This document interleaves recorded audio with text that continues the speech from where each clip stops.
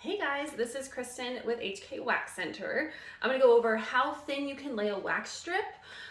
This varies greatly depending on the type of wax that you're using. So I'm going to go over all those details with you. Before I jump in, if any of y'all have any questions, comments, concerns, feel free to comment down below, like, and subscribe. I always love talking with you all. And if you are either an esthetician or cosmetologist or currently enrolled in SE or Cosmo School and you're on Facebook, then feel free to join Wax Club. It is for professionals only, but it's a really nice, great group of people who are just really a community and willing to help one another. So feel free to join Wax Club. Okay, so how thin can you apply a wax strip? Keep in mind, this is going to vary greatly depending on the type of wax that you're using. Waxes are not the same. Even within the same company, companies have very different waxes inside of those companies. So depending on the ingredients is going to depend on how you need to lay that strip and how thin or thick it needs to be. There's elastic waxes and non-elastic waxes. So an elastic wax will allow you to lay strips thin. You can also lay multiple strips at a time without any fear of them breaking because of the elasticity. So I call these lay waxes. Example of lay waxes would be Orion 9, they're elastic class waxes. Mermaid wax, signature series, and experimental series. Star Pill, they're Star Soft, they're clear wax. And then Besame Mucho from Miss Sear. Miss Sear also has another one called Luxe that are elastic waxes. So there's a ton more. That's just all I can think of at the moment. But yeah, so you can lay those waxes very thin because they are elastic. If you lay them too thick, for one, it's just wasteful because they're elastic. There's no need to. But it will take them longer to cool because of the elasticity, because of the extra like gumminess. So if you lay them too thick, it's going to take longer for them to cool. But if you lay them thin, like they're intended, they actually will cool just as fast as the non-elastic waxes, but they will be able to hold themselves together so they won't break upon removal. So I'm going to show you an example of laying an elastic wax thin like it's intended, and then thicker like it's not intended. So in this video, I am using Orion 9, their elastic class Neptune. So I will do one on each arm. So I'm going to do one, hang on, here we go, doing this just by feel. So thin, like I said, you would lay an elastic wax very thin, so you should be able to see the skin through like that. And then we're going to lay a thicker one, which of course you still can do, but there really is no need because they're so elastic. There's no reason to lay it thick.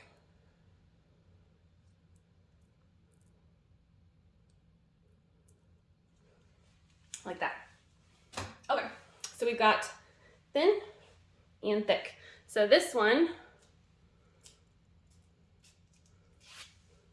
see, you can still see how thin that strip was laid, and the elasticity is just amazing. And then the second one, this one, so this one's thicker. So still comes off, still actually cooled pretty fast. Definitely still gummier, so I did not have to use nearly that much wax, which is just wasteful. But that is an elastic wax laid both thick and thin. Now non-elastic waxes I will go over with you. So non-elastic waxes, they need to be laid one or two strips tops at a time, and then you need to remove them immediately. If you don't remove them fast enough, they will absolutely break, and it's gonna break your heart.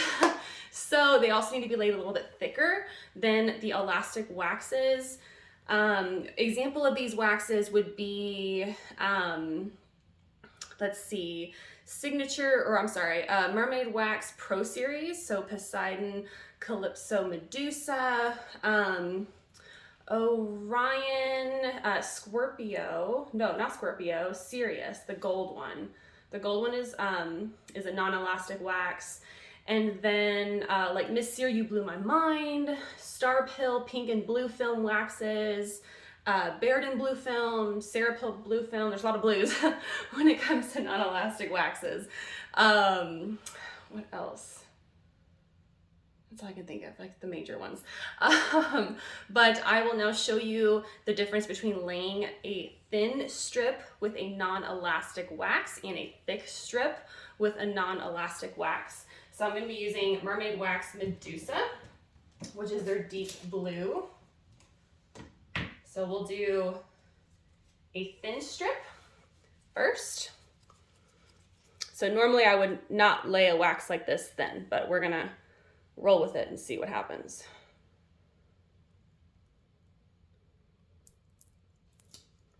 So there's that. And then we're gonna do a second one, how it should be laid. So a little bit thicker.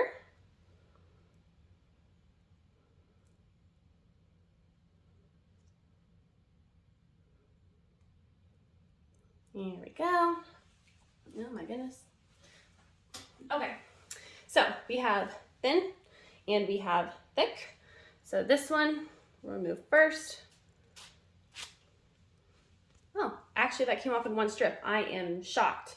I can see right here that it is starting to tear right there.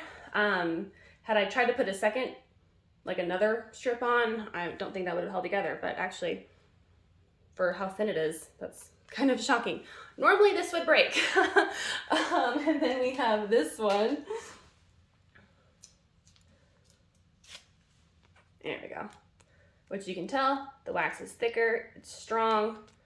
I don't see any parts where it's tearing. So non-elastic waxes, definitely want to lay them on the thicker side. So what is the benefit of being aware of what type of wax you are selecting? Keep in mind, just because, okay, so say you're using a wax that's not working for you. You need to look at what the ingredients are and what type of wax that is, because even if you're using a high quality wax, if you're using it incorrectly, it's not going to work. So before you just say, I don't like this, make sure that you're using the wax as it's intended. Say someone who's using a non-elastic wax for legs. Leg strips are big, right? Probably wouldn't recommend that for that type of wax for legs because the strips are so big. I would definitely recommend an elastic wax. Or maybe you're doing like a nose wax or an ear wax.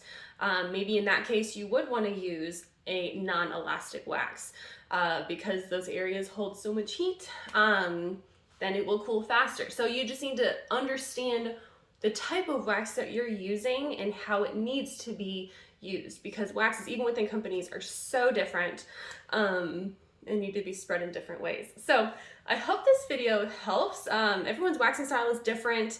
I know for me, I am a lay waxer, so I will only use elastic waxes because I lay 3 to 5 chips at a time.